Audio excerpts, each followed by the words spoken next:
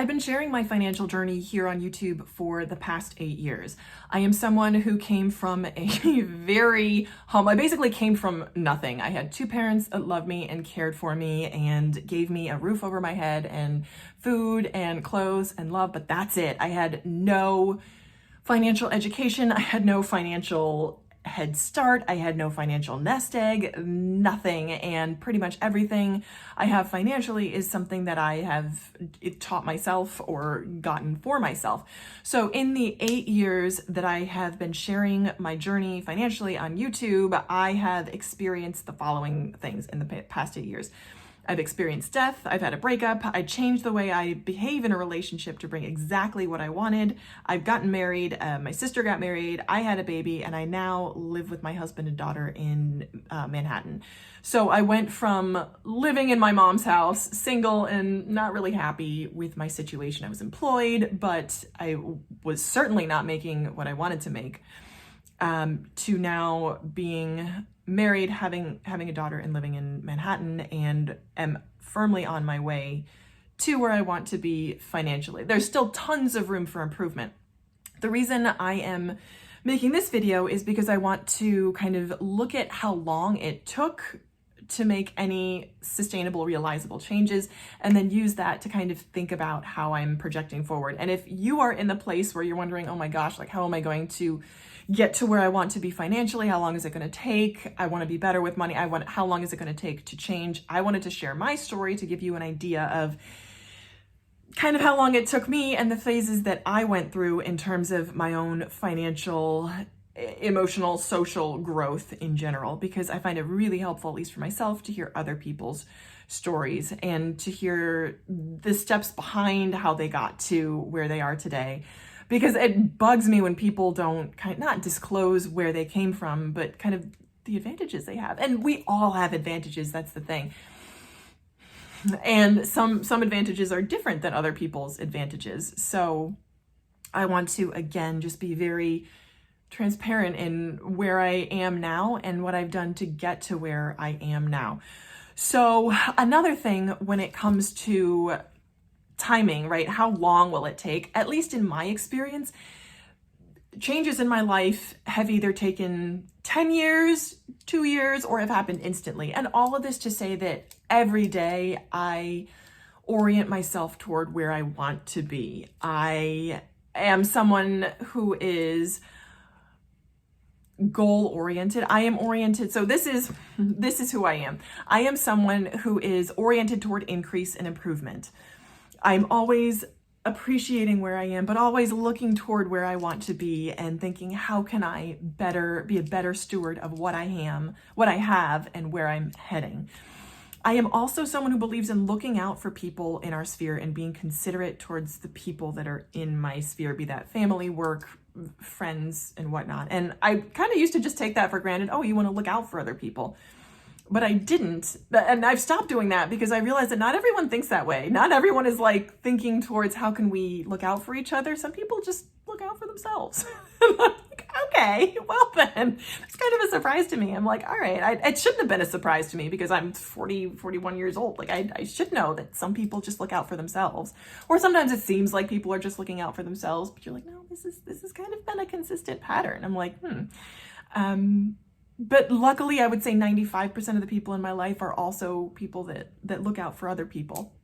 So I really appreciate that, and I really appreciate that when I find it.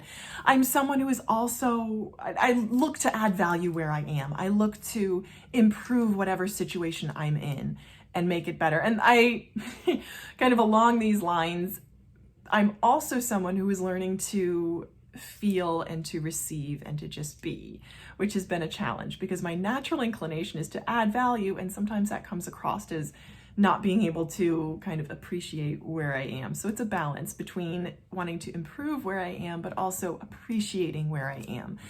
And part of, for me, the beauty of this channel and what I've been doing and documenting my journey for the past 8 years is I can say, oh wow, 8 years ago I was single and all this debt.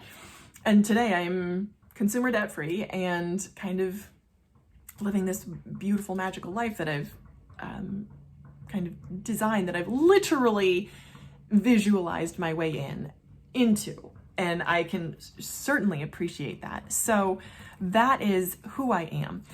Now, when I think about, again, timeline, so there are two different types of transformations, I say. So there's the daily incremental getting better every day. You read, you process. I read, I process, I expose myself to new information.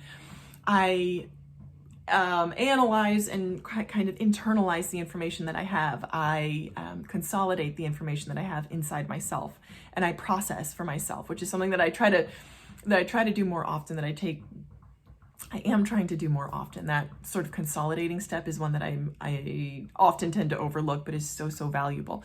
So there's that kind of daily incremental learning and improvement. However, another kind of improvement that I've seen, and that incremental improvement lays the groundwork. Another type of improvement that I have seen is that instantaneously happens immediately kind of improvement. So I'll give you two examples. I had been wanting to go remote, to work fully remote for the longest time. And this was pre-2020. So I would say 2018, I set the intention that it would be nice to work fully remote. This is before COVID, there was no such thing as working fully remote. It was much less common.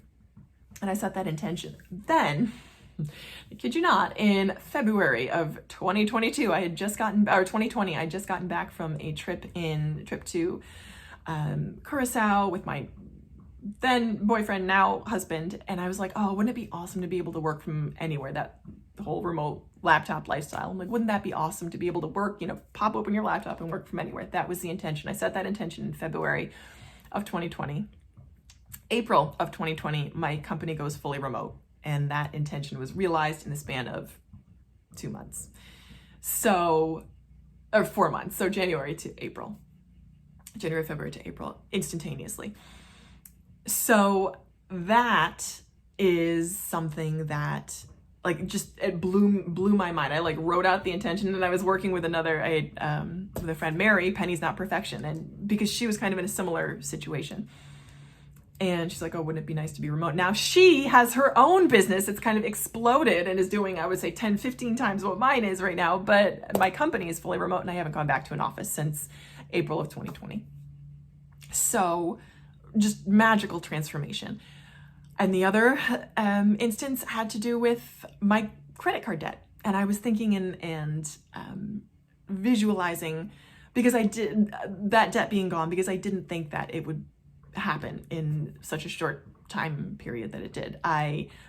So I had credit card debt from getting married in 2022, February of 2022. It's now October of 2023, and I'm completely credit card debt free. At the time, with the income and the expenses I had in February, I had no idea how I would pay it off. I do not recommend doing what I did and putting your wedding on a credit card. Don't recommend that. Nothing I would have done different, knowing how it turned out now. How that debt went away was a significant amount of money came in. I had no control over that money. All I did was lay the daily building blocks in place and then be in a place to receive that money. Because number one, my debt didn't increase from February of 2022. Through diligent budgeting and my budgeting process and keeping my expenses below my income, that debt had been consistently going down. So I started with about $12,000 in debt from the wedding and related travel expenses, to having about $3,800 in debt, and then instantaneously that debt was wiped out by a sum of money that came to me. So that, again, the topic is my financial journey, and how kind of the ups and downs of my life over the past 8 years have mirrored kind of what I've seen in other people's lives, and what I believe to be a fairly common cycle of life, and being prepared for that in the next 8 to 10 years as I think about my 5-year goals, my 2-year goals, my goals for today, my goals for the next 8 years, and where I visualize myself. And I think all along it's being open and oriented towards increase and improvement, and being open to receive that. And for me, again, practicing the value of receiving and feeling and appreciating. The number one value is gratitude. So that's what I have. That's sort of my financial journey in a nutshell, and what I've seen as far as financial circumstances go. And I hope this has been helpful, because I love when other people share their financial circumstances. and situation background, and sort of plans forward. So let me know if there's anything else you want to hear. I hope this has been helpful. Thank you so much for watching. I appreciate you so much. Take care. Bye.